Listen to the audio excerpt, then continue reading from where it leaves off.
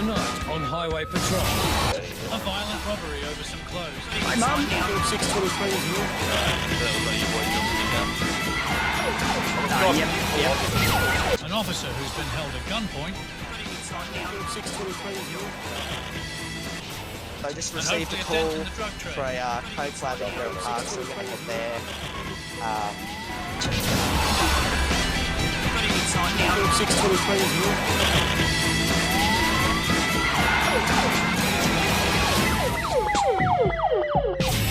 In Davis, SWAT operator Grant Clyde has been alerted to a burglary in progress at a Davis laundromat. Not yet. Whatever happened to jewellery and cash? These thieves must be keen. Officers set up a cordoned area as tensions rise between suspects and officers. Operator Grant Clyde is attempting to start negotiations. Well, they're going to cut it off. I'll make an attempt to negotiate quickly by going their inside. weapons at us. If they shoot, then we're good to shoot, alright? I'll make this attempt and we'll see how we go. It's late afternoon for Los Santos, but SWAT operator James Gregg is hard at work when he gets alerted to an officer's panic button at the San Andreas power facility. James is en route with his lights and sirens to this urgent call. When he arrives on the scene, negotiations have already started, and officers are working towards the safe release of the officer. Give him some space, they're going to shoot him. They want to do a swap, whoever you got in custody. I'm just trying to confirm. What are the names of the guys in the custody? The guys in custody have been here for like 40 minutes, so they're being released on time served. There has been a couple miscommunications between the suspects. They seem to have taken the officer hostage in exchange for a mate who was arrested at an earlier incident on unrelated charges. He has since been released. To the guys they got in custody to give them a radio when they're released so that they can join 22.1 and let them know that they've been released. Alright, one moment, I'm just relaying this. 22.1. I'm on a nearby rooftop. Two suspects. Now, if there's any shots fired over there or anything happens to that officer, we've got people surrounding the area, so no one's going to come out alive, okay? Officers continue the negotiations, with tensions rising, and with the suspects' unpredictability, officers make it clear they have surrounded the power facility. Where is our suspect? So I've actually been told they've already been released before they even get radios, maybe. Could you try to call them, maybe? Call them on the phone?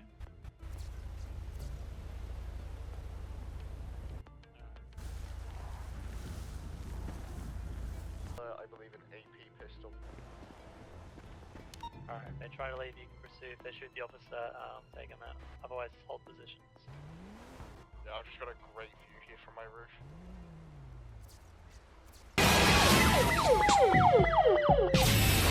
In Davis, SWAT operator Grant is negotiating with those responsible for a late-night laundromat burglary. Grant thinks he might be able to get the officers involved home safe. Negotiations continue with the unapologetic laundry-stealing suspect. Hi, Mum. I really hope I'm able to find the pair to So that myself. was one of you boys dropping their gun. We've got people on the ground here, look to be security. Vehicles to pull back a little bit. Shots fired, shots fired. Can you ask your mate not to point the gun at me? I don't even have a gun in my hand. Yeah, just don't point him at him. He's a bit scared. I think he's just doing it in case he's trying any funny business. One of them to hand over a gun. If we're just able to clear some room, get 2 vehicles available for pursuit, possibly. Suspect out. Officers engage in a high-speed pursuit with the suspect. Now, Shortly, we're a bit the however, other things turn for P1. the worst. We're a P1.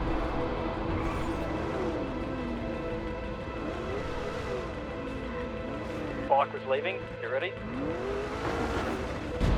There is a bike. The man on the bike had one been of shooting them at Bike, go officers. that bike, yep. However, Grant faces another issue.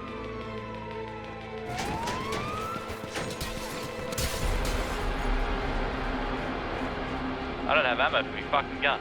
Grant realises he's ran out of ammunition. However, thanks to his quick thinking, he is able to outwit the suspect. Taser deployed, one in custody. The suspect was tased and taken into police custody. 2 out of the 3 suspects were arrested. The suspects were both charged with robbery, evasion of police and serious assault on an officer. They both spent 5 months in prison and were released on probation. It's all in a day's work for the Los Santos Police Department. It's a late night for Sheriff Sergeant Michael Schmidt. However, he is alerted to a house robbery in Vespucci. He's hoping everyone on the scene is alright, as you can never know what an intruder may be capable of. Alright, so we've just received a call for a house robbery just down in the south area of Vespucci. We're just meeting up with a SWAT officer to potentially breach and detain an individual if they are inside. Sergeant Schimt cuts his siren on approach as to not alert anyone who may be on the premises.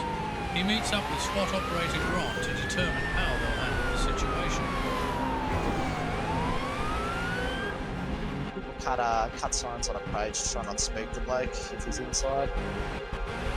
A16, we're arriving on the scene.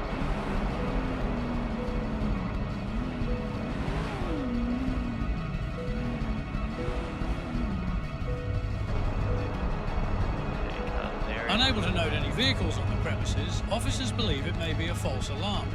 However, they stay alert until they're able to determine the premises is clear. Officers locate the broken door and stack up, ready to breach the premises. Are you going in? Yeah. Alright, I'm with you. Hey, I just found a coke lab, 423. One's running from me. Alright, house appears to be clear, and we just received an urgent call, so we'll move on with that then. So I just received a call for a coke lab on Mirror Park, so we're going to head there. Code 3. Whilst breaching the house, officers receive an urgent call from a detective who's alerted he's located a cocaine processing facility. Michael and Grant clear the house and make their way to the detective's location. Probably one of, if not the most dangerous situations for an officer. With shots being fired upon officers, Schmidt responds urgently with his lights and sirens to the scene.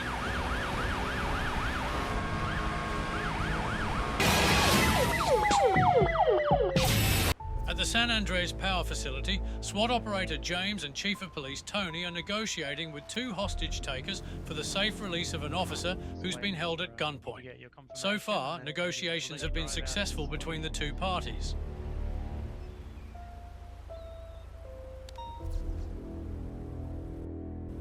We'll let you leave this little spot here, alright? Tony and James were able to guarantee the officer's safe return in exchange for free passage away from the area. With a high-speed pursuit following the incident, officers have to work very diligently as not to put anyone from the public in harm's way.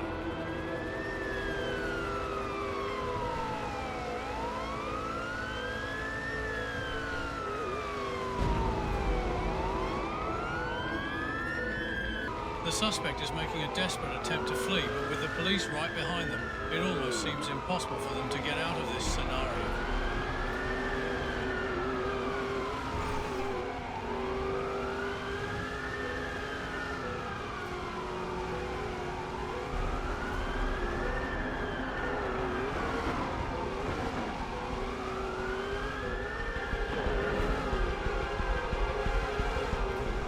Then suddenly the Air 1 helicopter loses control and crash lands into the water. Yeah, Air 1, are you okay? Yeah, well, he's in the water. Air 1 is in the water. Okay. I'm gonna veer off. Yeah, someone go recover Air 1. Recovery teams were dispatched to the helicopter's locations and officers continued chasing the suspect. Get some strips stuff. I'll let you know if they change direction. The suspects continue. Officers are hoping to end this pursuit soon before anyone else is harmed. With dwindling hope and the police right behind them, the suspects make a bold move and head towards the beach.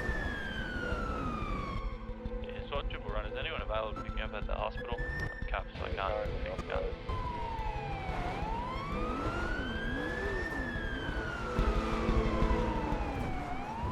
When on the beach, the suspects ditch their vehicle in the water and head into the ocean. They make camp on a sandbar just off the shore. They're in the water, Police swimming. Yeah. I've got eyes on an individual on the coast. While on the sandbar, the suspects call in for a couple friends to come help them. They try to ram officers' vehicles. However, officers are able to overpower the suspect's friend. Black sports cars now on the beach heading north down Great Ocean Front. Are they going to attempt to push police into the ocean? We're getting picked up by a boat. Whoa. Yeah, not there.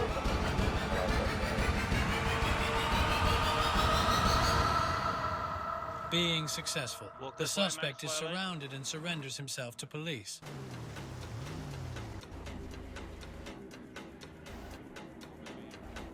I-16, we're arriving on scene.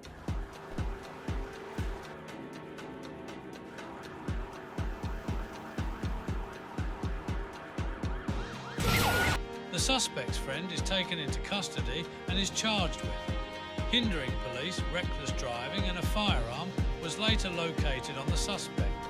However, the other two suspects were picked up by a speedboat as police continue their investigation. Recovery crews were successful with their work, and luckily no one was badly injured. It's a late night in Los Santos as Sheriff Sergeant Michael Schmidt responds to a detective's call for help at a cocaine processing facility after shots had been fired towards the officer. Schmidt arrives in Mirror Park and assists SWAT operators in attempting to locate the suspect, who'd fled officers at the processing facility. Schmidt makes his way into the canal as that was the last location officers had seen the person on the bike.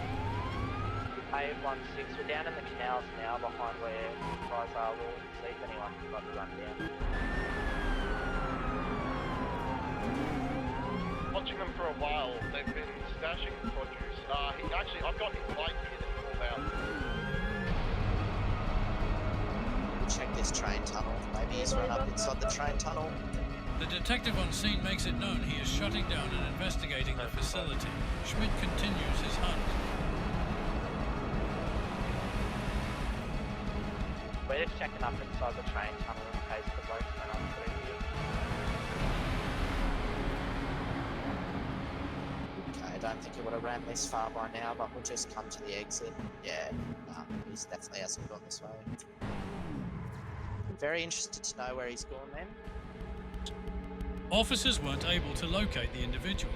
Schmidt heads back to the scene to assist with cordoning off the processing facility. Detective Chase and his partner are hard at work processing the facility and are hoping this leaves a dent in the drug trade, though they are not optimistic. We've just had a drug bust down here.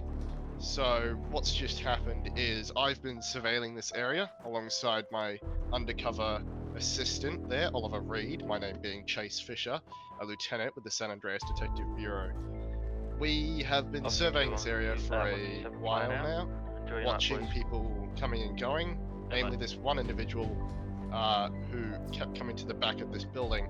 I decided to investigate and pulled my cruiser into this driveway here, where I found this table being utilized. Now, a lot of the ingredients on it are seeming to indicate that it's used to produce cocaine.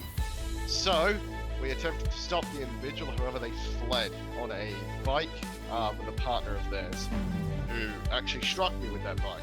It's not great, but he did it.